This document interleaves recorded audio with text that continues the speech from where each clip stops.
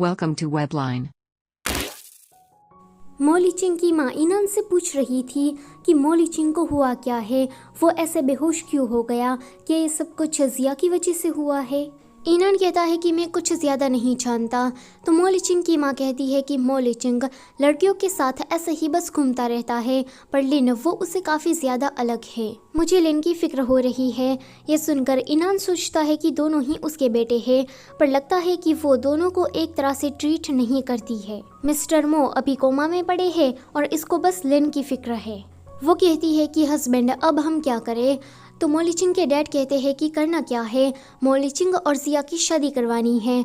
तो वो कहती है कि फिर सुजैन का क्या होगा। तो उसके डैड कहते हैं कि वो मुझे एक षड्यंत्रकारी औरत लग रही है, वो हमारे घर में ना आए तो ही अच्छा है। उसकी माँ कहती है कि ठीक है, जैसा तुम कहते हो हम वैसा ही करते हैं। इतना कहते ही दोनों वहाँ से चले जाते हैं।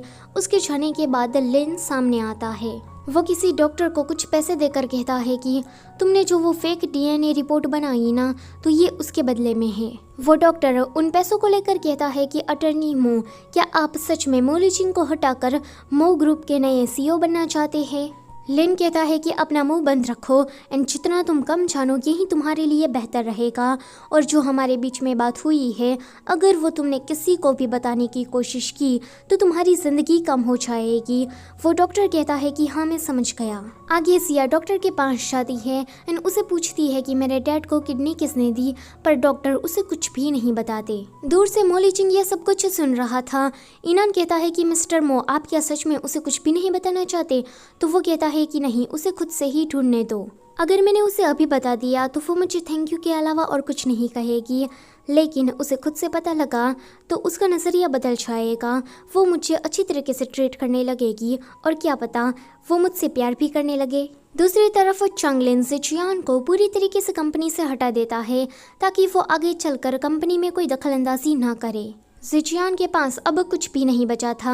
वो जब जा रहा था तो सामने से उसे सुजैन मिलती है। वो उसे कहती है कि मैं सुजैन की छोटी बहन सुजैन हूँ। तो वो कहता है कि हाँ, इसलिए तुम दोनों सेम दिखती हो, पर तुम तो उससे काफ़ी ज़्यादा सुंदर हो।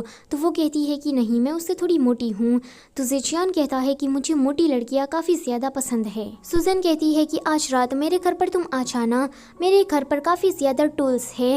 ये सुनकर जिचियान के मन में तो लड्डू ही फूटने लगते हैं। वो सोच रहा था कि अगर सुजैन उसके साथ हो गई तो जेंग कंपनी की सारी प्रॉपर्टी उसके नाम हो जाएगी। रात में जिचियान उसके घर पर पहुंच जाता है।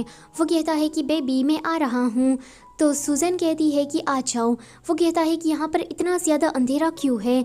जब वहाँ पर लाइट्स ऑन होती है तो वो देखता ही रह जाता है क्योंकि सामने डॉक्टर्स खड़े थे। जिचियान कहता है कि ये क्या है। तो सुजैन कहती है कि मैंने कहा था ना कि मेरे घर पर काफ़ी टूल्स है। डॉक्टर जिचियान को पकड़ लेते हैं। सुजैन उसे ऑर्डर देती है कि इसने मेरी बहन का जैसा हाल किया उसका हाल भी ऐसा ही करो। चंगलिन अगले दिन न्यूज़ देख रहा था कि जिचियान ने बिल्डिंग में से कूदकर सुसाइड कर ली। चंग्यू तभी ही उसे ब्रेकफास्ट के लिए बुलाता है तो चंगलिन वहाँ से चला जाता है। ब्रेकफास्ट करने के बाद चंग्यू की ग्रैनी वहाँ पर आई थी। ग्रैनी कहती है कि तुम दोनों हॉस्पिटल जाकर आओ, मैं यूयू का ध्यान रख लूंगी। आगे चंगलिन रुवान को लेकर जाता है हॉस्पिटल। डॉक्टर उसे कहते हैं कि रुवान के वोकल्स कॉर्ड अच्छे से जा रहे हैं, अगर उसका लक ज्यादा अच्छा होगा तो वो आगे चलकर बोल भी सकेगी। हॉस्पिटल से वो दोनों किसी बीच पर घूमने के लिए गए थे। घूमते घूमते रुवान नीचे गिर जाती है तो चंगलिन कहता है कि क्या हुआ। वो उसे उठाकर हॉस्पिटल लेकर जाने लगता है। सो गाइस, इसी के साथ ये चैप्टर होता है यहीं पर ही ख़त्म। वीडियो अगर अच्छी लगी है तो उसे लाइक करो और चैनल पर पहली बार आए हो तो उसे सब्सक्राइब करते जाओ। Thank you for watching.